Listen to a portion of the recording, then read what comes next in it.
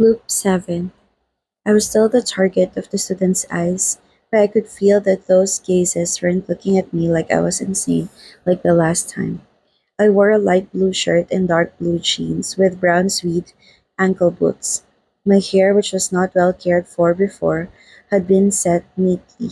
I did not know what to do with my panda eyes, but with the way I dressed now, I probably looked a lot less intimidating than the last time. I knew Tall would come down from the faculty building at 15 minutes past noon, so I took my spare time after escaping from the emergency room to take a shower and dress up nicely.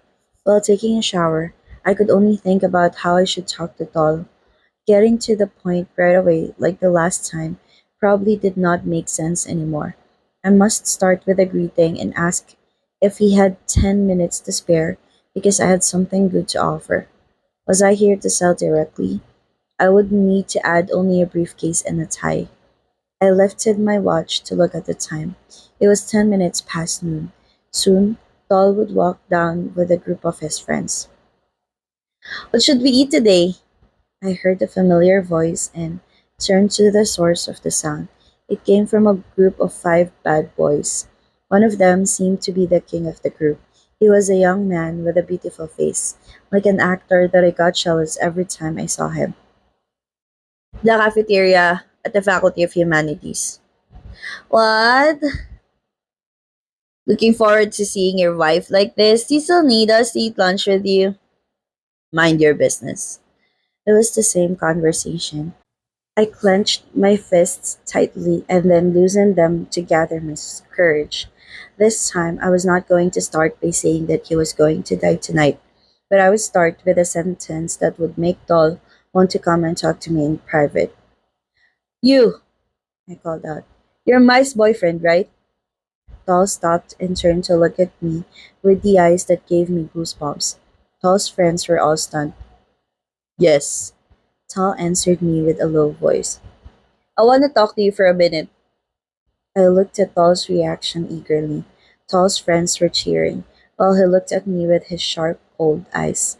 Don't look at me like that. I just wanted to get your attention. Tall was about to walk towards me, but was grabbed by another friend by the shoulder first. I furrowed my brows irritatedly at the boy with glasses who interfered. What do you want? I want to talk to Tall in private. I tried to make a scary face, taking advantage of an older looking face. These youngsters were probably 7 or 8 years younger than me. You guys go first. I'll follow you in a minute, he ordered his friend.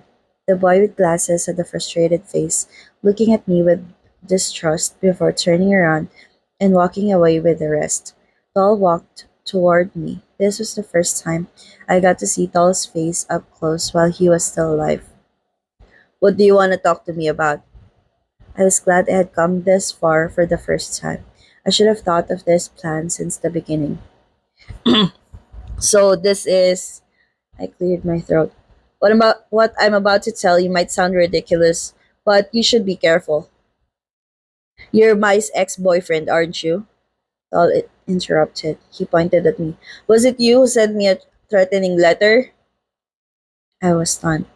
No. You two broke up already. Just stop. Mai is mine now. Stop messaging with other people's things.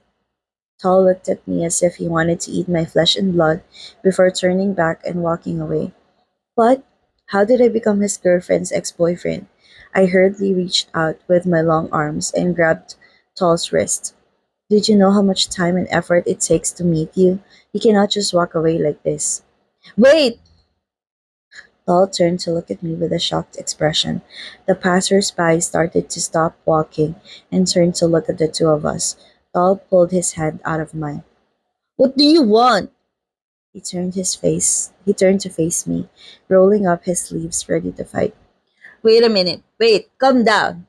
This kid, what a rude boy. I raised both my hands as a sign for him to stop. I just wanted to tell you to be careful tonight. What came next happened so fast that I did not even realize it. Doll sent a heavy punch into my face. With my old age and exhausted body, I was unable to dodge the and got punched by Doll's fist in the nose. I cried out in pain, stumbled backward, and raised my face in my hands. The pain in my nose brought tears to my eyes. I saw the students standing around, taking out their mobile phones and shooting a video clip. Social media would explode with the news of a student from the Faculty of Business Administration punching a doctor in the middle of the university. Were you ashamed now, Tin? Who would have known that he had a problem with his girlfriend's ex? Reset the event, please. Singh looked at me, remained silent for a while, and then blinked a few times before crying out, "Who did you get in a fight with?" I tried to return to the resident's bedroom secretly, but could not sneak past Singh's eyes, who coincidentally was into the bathroom at the moment. I could only curse my unluckiness in my mind. Nothing. I tried to cover the purple bruises on the bridge of my nose. Singh raised his hand and took my hands out. He looked at the swollen nose and furrowed his brows. Damn, is it broken? Let's do some x ray, shall we? Singh let go of my hand. I did not see you in the bed and thought you went back to sleep at the dormitory. What happened? Tell me the truth. I I tried to come up with an excuse. I fell down on my face while walking. My face was it. Singh frowned at me. Looking at this condition, you should x-ray it. Look, your nose bridge looks crooked. Come with me and I'll order the x-ray test for you. It's fine. I don't think it's broken. I'm fine, I hurriedly exclaimed. You should go back to work. Don't worry about me. I'll lie here, wait for the next shift, and swap with you. Put an ice pack on it then, clumsy bastard. Singh looked at me like he was looking at an ant or a cockroach before turning around and walking out of the room. Wait, Singh, I called him. Singh stopped and turned back to me.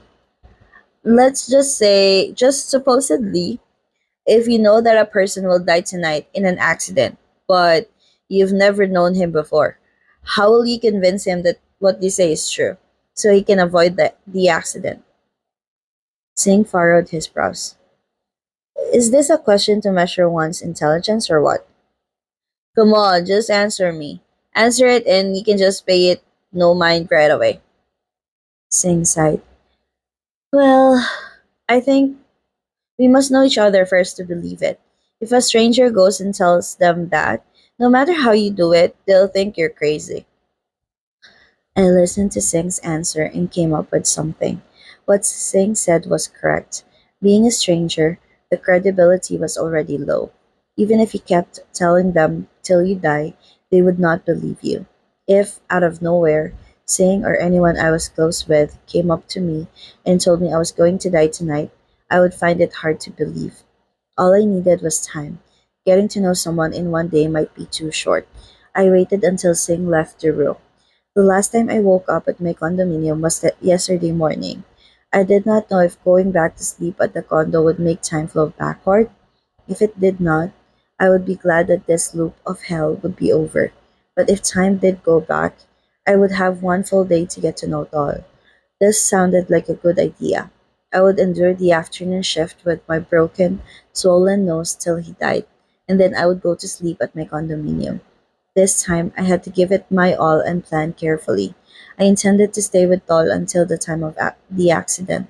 Would the accident still happen if I was with him? Would he survive if I could take him somewhere else or let him do something other than drive? See you yesterday, the boy who broke my nose. End of loop 7.